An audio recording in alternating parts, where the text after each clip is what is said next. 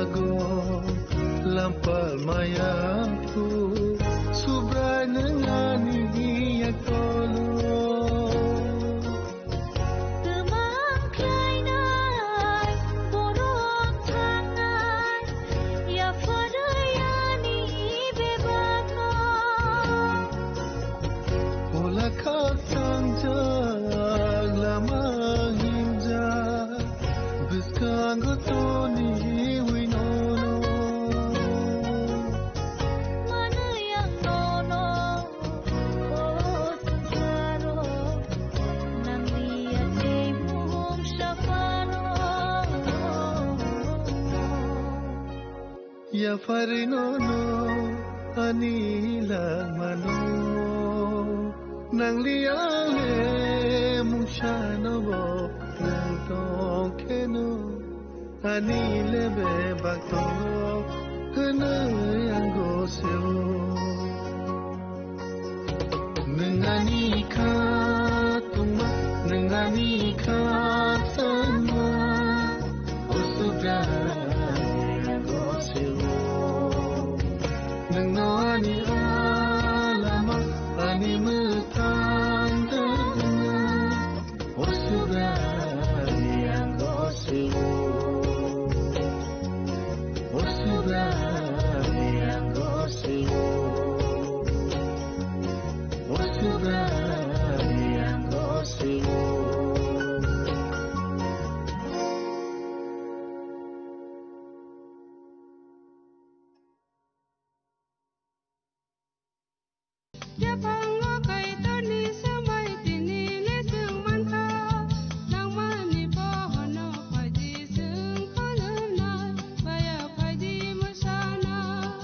Kok naya borok ni langmawo hamsa mengkeri simia mas ma komor nai kok nanai borok ni langmawo ke hamsa mengphainai simia ayo kolok bo nanai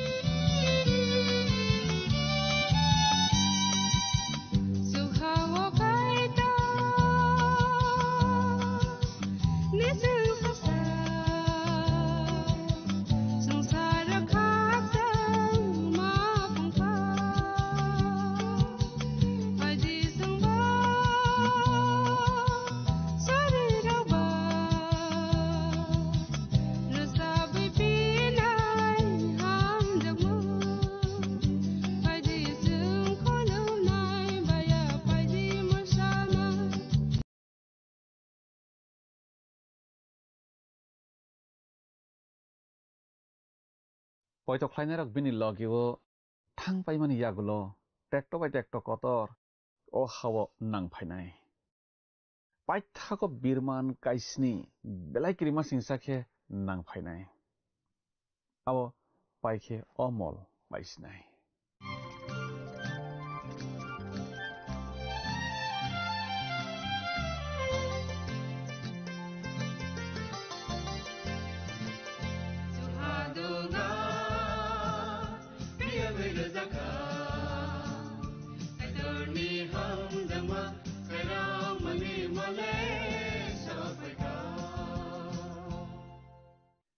Pandani pelawo olang mani khorang panda nai tonai joto khapani takhukte bukhuk sonno ang hamjak matei sibaire uitinini pandawo lamsok japio belaki hambainarok jottono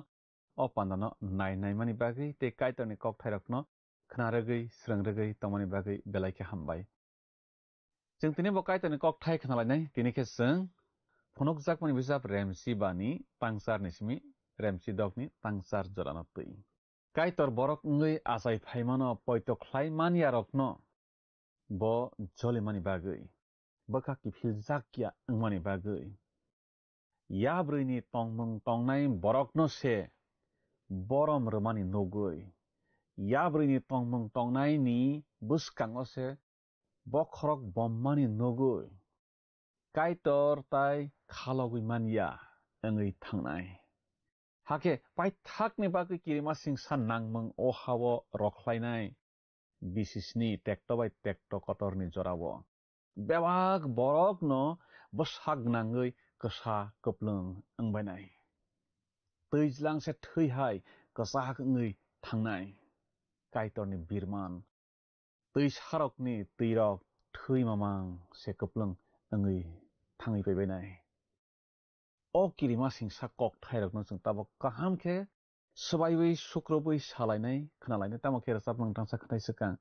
bekhana tiar khlai nalaigrana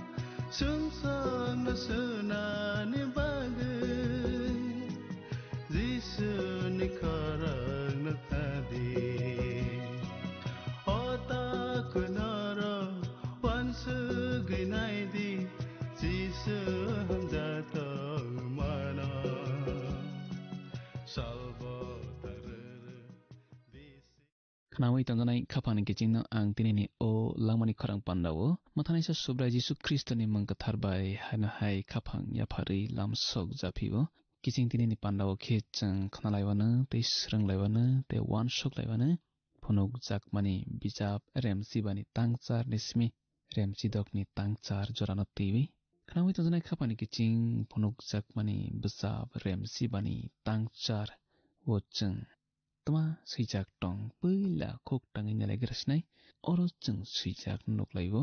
kaitor chung sasa angma bai te phan karak angma bai a nokthar hoku koplang a suari khorok sinini yago tongmani birman nangrobaya sak khorok saphane noktharo habi manlia naicengoro sijak noklayo Knawai tangjanai kapani kicing nok thar bai ri ni nok le motha bai mung saphano gorong laimung gरै a nok thar bai ri ni nok abo Kristoni kokno saw tamokhe hai hyneiba motha nok thar eba ri ni nok tangna nangnai abole kok gरै o kokle nok thar gonang eba ri ni nok gonang Israel sorokni bagise khnawi tongjanai khapani giching rang sakni tuk thaisini abo tekto kotorni paithak digini kok saw khnawi tongjanai khapani giching tuk abo nok tharni samungo phnangjago bisao waisa osai kotor tugo khlai thৈ dawi khotol kothar kugo hap habibo a thৈ sumsokni phiyok mungni kok saw bororokno sumsokni yakni phiyok mungni kok saw ojairokni ri chumjak suari khorok sinirok nok tharni ongkhorui phailaiwi khairok mungni samungo lailia khlailai Kristono nornai bororokni sakawse jolimung koplung tukno lukhlailai phaisio subrai Jisu Kristoni thৈno poito khlaiya bororok sumsokni busno marjunai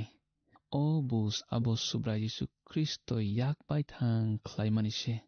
जों subrai Jisu Kristono koinini nuklaimani tabukhe जों boni jolimung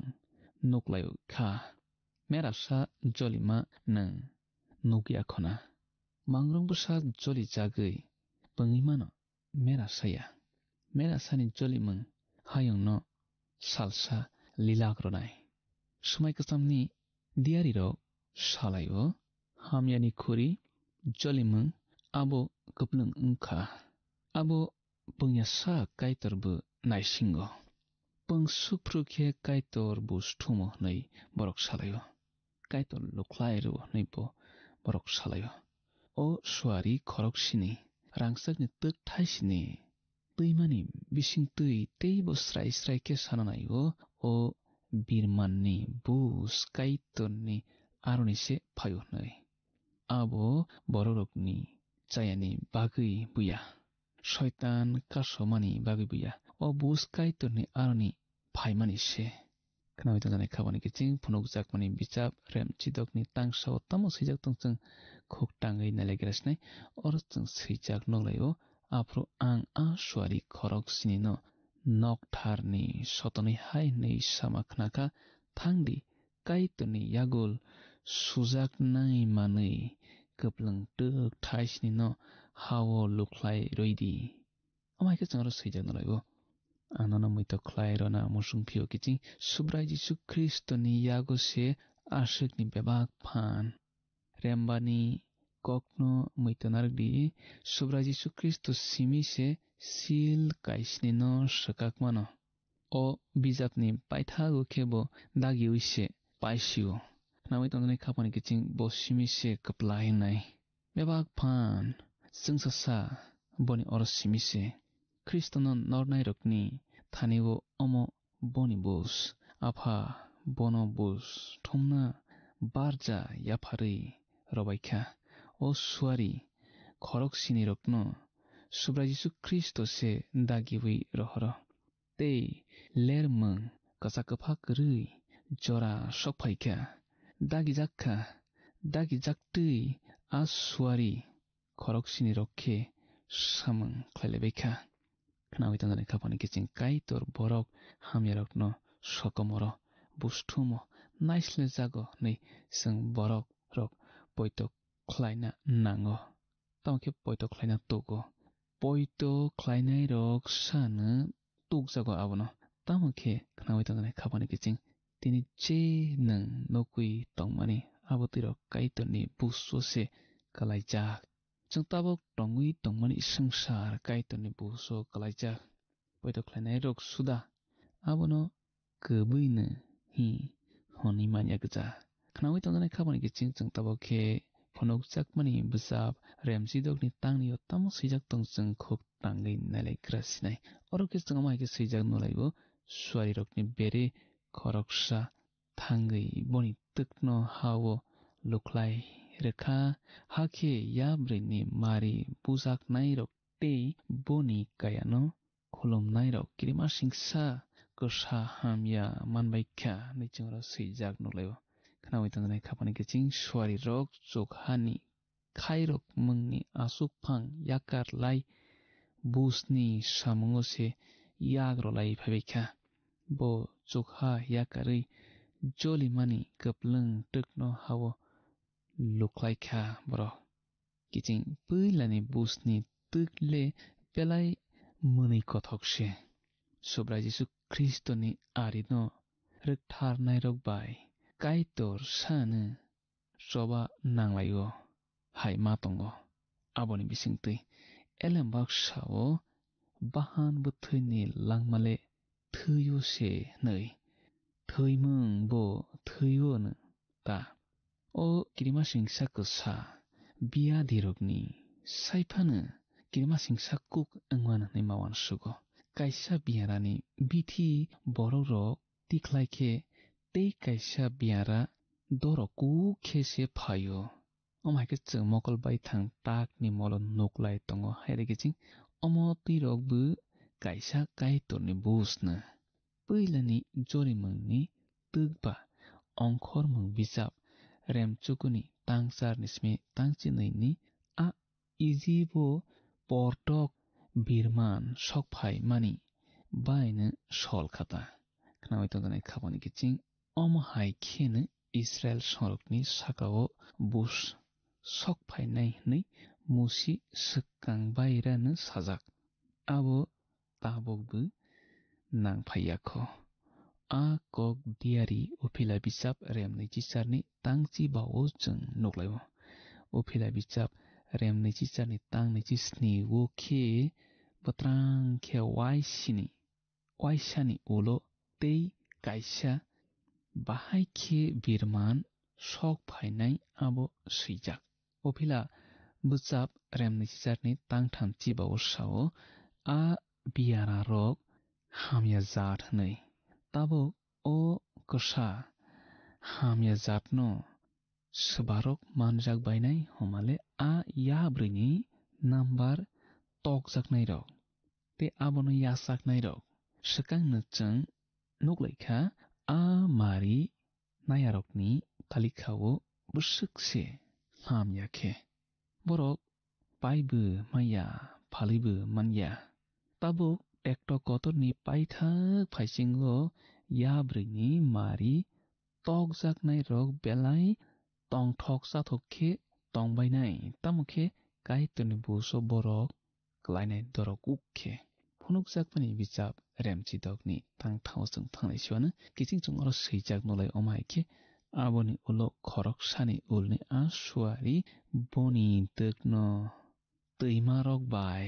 tuimuk rogo luklai rokha hakhe aborok thui wngbaikha nei chung oro swijak nolaio bem puilani ulni sai phanu a birman belai dorokuk bem puilani ulni sai phanu o birman belai dorokuk arole chung nuklaio tuijalang bak thawo baksa se thui khawi thangmani orokhe chung nuklaikha bebak tuijalang se thui khawi thangmani phia a thui borok kothirokni thui se thuio se langma tongo lebi bichap remchi snine tangchi sawo chung swijak nuklaio oro khe chung nuklaio thuio se thuimung khlai borok ma thui bainai o thui ni charui ongkhormung bijap remsnini tangnai chinismi tangnai chiba jorao chung nuklaio ijibo puila birman sok phaimani bu haino soi a tui thui khamani haino tini bebak nono kaitormang se snamo abono chung salai phiwi manlaiya sobrai jisu kristo no nornai rok no bu kaitorle khairokui tongo haifano sal sawole bo busthumnai kaitorni jolima salo suarirok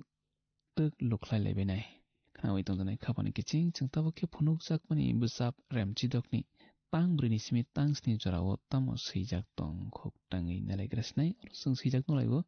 aboni ulo khorok nei ni ulni a suari boni tukno teimarok bai teimugroko luklai roikha hakhe aborok thui angbaikha ang teirakni barja berjak a suarino hainei samakhnakha okai turkathar nung tabukbo tongo agiobu tongo nung o yagol sumani omo soi kheno sukha borok kaitorni bororokni thui kosok rwkha aboni bagui nung borokno thui khankha borok khlaima tuino abo hai wngkha ang afro hayani hai nei samano khnakha o subrai kaplaisa kaitor nang soi kubui kheno yagul sunai amai ke choro seijak nolaibo o birman bu hainu bem kainini ulino kosol khnawai tongjanai khapani kiching tamokhe belai dorokuk oro tui kahama bak thao bak sase hamya ango tamokhe oro sao hayungni bebak tuise mothak paijak sinai hnei bororok ma komor baisok sinai homa kokta amokhe tuini barja manjak suari rok kaitorni snamjakno naikini maklaibayo khorok brui suari rok nok barno naikini maklaibayo nei chung saiman laijak bebakno saimannai suari bono tabo saklaibai tongo kaitorni bus abo soi kathar nei khnawai tongjanai khapani kiching kaitor je samung khlaimani abo kaham tei kathar gothokjak nung chajakya hinkhe abo nungse chaya kaitor bebak boni samungo chajakmang borok kaitorni bororokni thui kosok rwkha subarok male kaitorno siniya kaitorno poito khlaiya borok rok diari rokni thuibu kosok rwkha aboni bagui nung borokno thui khakha je sengtuinai sengbainai thuio thui sokornai bobu thui no sokorjaknai kaitorni busarokno butharnai rok tabo kaitor bai thui no khajakbaikha khnawai tongjanai khapani kiching je borok jeno kaio abono no marao hayani samano nei johon samani abono tewi chung tabokwan sulainai omo haya tolao borok kathar rokni phola busoini bagui surimani o phirogui thangphikha a kokno chung phunukjakmani bwchap remdokni tang chukuni simi tangchicha jora o nuklaibo oro borokni surimung khnajakka kaitor dukphano tabokhe borok sanmano kaitor khlaikha tabokhe chung phunukjakmani bwchap remchidokni tangcharo thangnai suano oro chung seijak nolaibo aboni ulo khorok thamni ulni a suari bini tukno salo luklai rokha hakhe bo boni hor kutung bai borokno sokdi hunjakha niching oro seijak noklaibo khnawai tongjanai khapani kiching chini subrai tekto kotorni jorao salo mari nukjaknai nei samano chung khnalaijak luk simani kotoma kaham remni chisani tangni chibao chung seijak nolaibo sal tal tei athukri rokni bisingtui wanama singsa manirok phunukjakwano o sungsaro aswk hani borok khathaijak baiwano twijlang kutuksai phaima bai bwkha kwlui sawano niching oro seijak noglaio khnawai tongjanai khapani kiching tekto kotorni jorao sal tungmani bisingtui busno twiwi swmai kwchamni opila bichap remtham chinoini tangnai chibrui chungno sama tongo aije bichap remnai chibrui tang dogo aijeabu abono twiwi samano chung noglaio asuk simia Isaiah bijab rembroi chinai tangnai jibawo bo abono teiwi seijak jeng noglaio. Malaki bijab rembroi tangsawo jeng noglaio borok kungkusuk rok borok hamya rok sok prajak nai nei. Khnawai tongnai khabani kiching jeng kongrok juk thai kwrwi kaitorni busok lainai kaitor o hayung no salbai gana khlai kheno jeng borok tei thase thanglia ta haibano kaitor maya ganang mungsa khlaya mathai simani kothoma kaham remnai chibrui tangnai chinai o sawo tamo khe kaitor a salrokno bara rokha angya khe khorok saphano kathang tonglak khamung haibano kaitor boni chongjak borokni bagui a salrokno bara ronai nichingro seijak nolaio. Khnawai tongjanai khaphani kiching je wngaibo boni borokle kaham kwrwngkhe narakjak bainai lopmung bwchap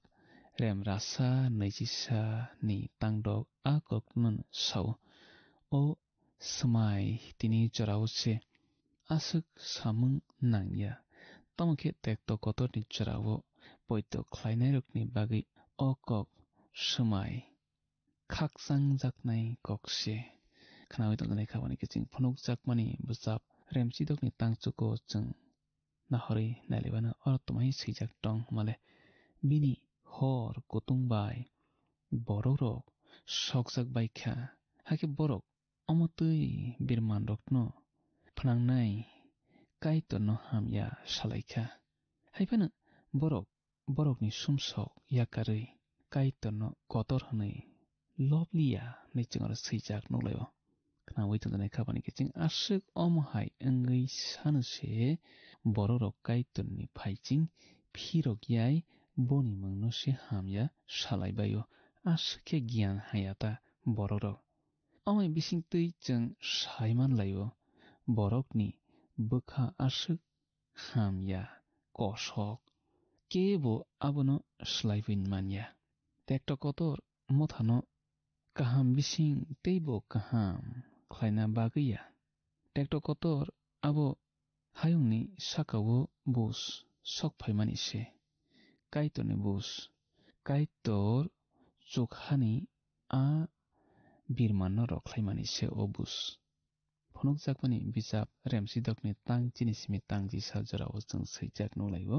aboni ulo khorokbruini ulni asuari bini tukno a yabruini asuk phango lukhlai rokha a yabruini ha manakha phiya borok sajakma bai bwslai warbaikha borok sakrupmani bagwi tei kwsani bagwi chukno hani kaitorno hamya salaibaikha haifano borok samung hamyarok yakarya nichingro seijak noglaio. Khnawai tongjanai khaphani kiching yabruini asuk phang o kokthai srai sawo remchi thani yabrui abo borok se omo bugra hanobo honimano bugra kwrwi khe bugra ha wngwi manyaba omo bugra hano honimano. Khnawai tongjanai khaphani kiching a yabruini ha manakha nero sawo omo wanama singsa manak abono manak pohor hi honimano tabuk se salkhe tongo dorokhe pohor khe kisao wngwi tongo ongkhormung bijap remchini tangnai chisanisimi tangnai chinai ni birman kai chukuno muito khlaihori naikhe le abobai sollaimani jeng noglaio. Khnawai tongjanai khaphani kiching jeng omhai khe tini kwama sranglaikha khnalaikha jeng yagobo jora kwbang kwrikhaba orono mapairolaigrasnai bwskani pandao malailai phi siwano afro jeng teibo kaitorni kokthairokno teibi kaham salainai sranglainai teiboni hamari yachaklainai kaitor nungbai tonglangsithung hambai. Khapani kiching belai ke hambai o pandano nai tomani bagui te kaitorni kokthairokno khwnarogwi srwngrogwi tomani bagui belai ke hambai. tabuk bojora tongkhosung sak-sakni bebak sungsok khlaijak tongmarokno nakar sanui yakar ruknani. Bo nakarna bagui naising tongkho jungno. Bonono belai khe hamjago yak phologino naisingui tongkho. Bokha tarak sidi. Bini thaniwo poitawi tongsidi. Bonono theijaknani kirijago. Bonono kamajaknani kirijago. Nung bini nung molbrum brum kathang tongngairokni bisingo khoroksa wngano. Phadi okok thairokni bagui chung tabo kaitorno hambai rolainai tei suriwui pandano mothakma bokha thanglai surinai. Afa kaitorno belai khe hambai nini kok thaini bagui. Nungchono hamjakma bai nungchono khairokma bai nini khlai nakha tabok chung nini se. O panda naitonai jotto nini bwsarok nini mangno nung salsa fainai nono bokha baiya khlaiwui naisingui tongmanani chubadi borok jottono hake nung thumphaiphro khopjagui mannani chubadi o nini arini yago kalaiyana tui apakaitor haina hai suriwo borokni nok nukhung borokni bebak nangmarok podre pod nung borokno hamari kuplung khlai tongjadi tei hamya sayani yakni phiyawi tongjadi surima jisuni bai sana amen. Belai khe hambai khapani takhuk tei bukhuk sung jottono o pandano naitomani bagui chung panda pairolaisnai bwskani panda haina hai malai laiphinai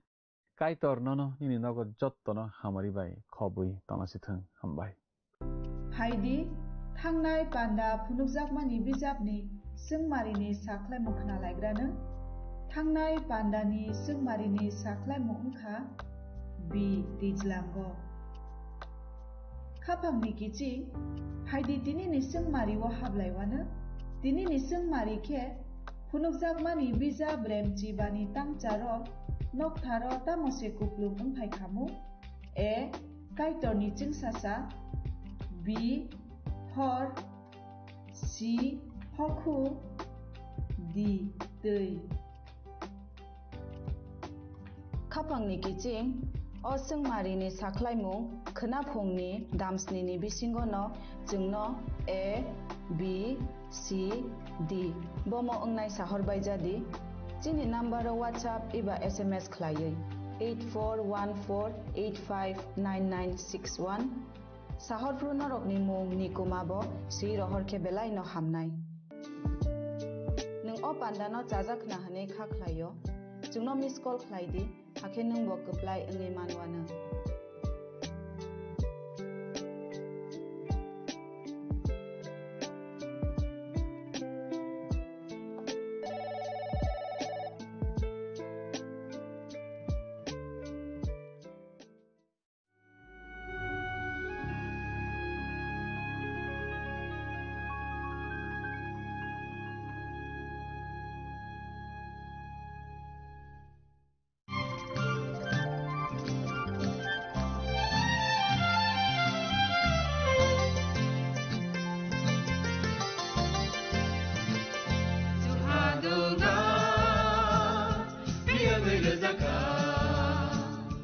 Chung sak-sakno beibai mongkhojakna musunglaio muitok khlaijaknani musunglaio elem baksao kaitorni samung khlaidi hake borok kodok maromui kathang tongsak nono muitok khlai tongbaibana.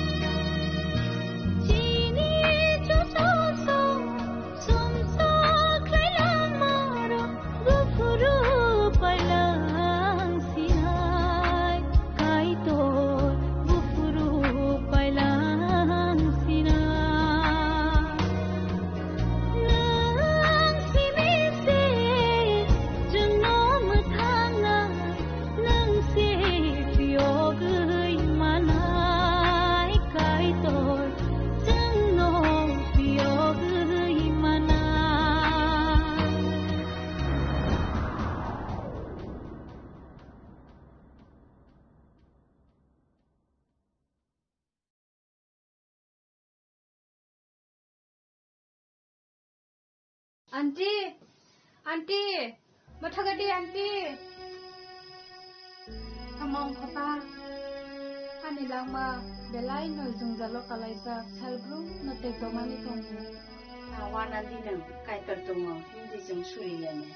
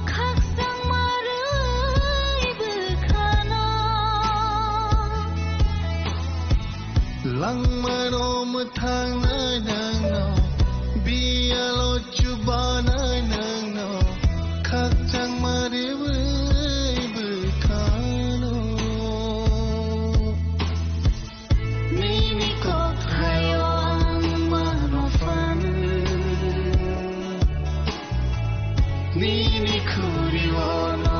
donkia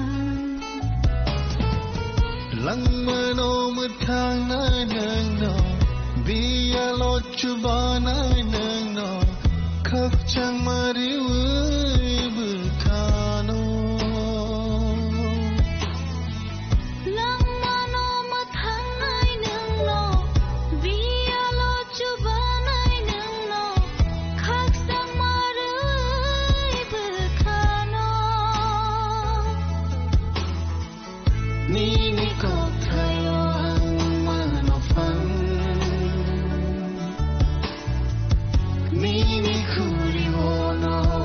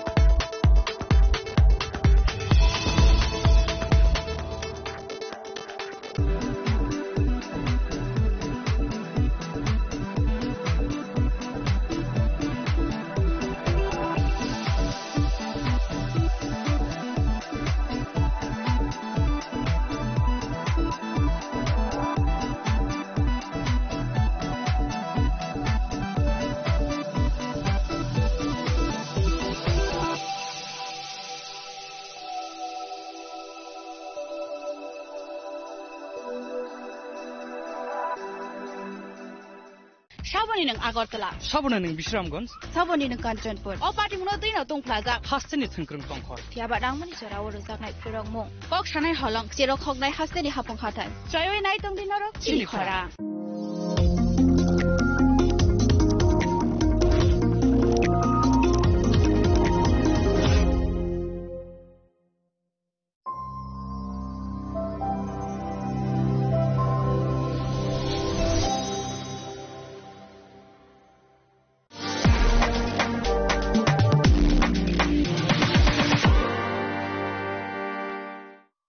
মশলা হাতে নয় চামচে তুলুন লংতরাই গুঁড়ো মশলার প্রতিটি 250 গ্রাম প্যাকেটের সাথে একটি চামচ ফ্রি লংতরাই গুঁড়ো মশলা রান্নায় তোমাকে চাই চিনি লাংমানি যত জরানো বেলাই খেনো নাংকুকমানি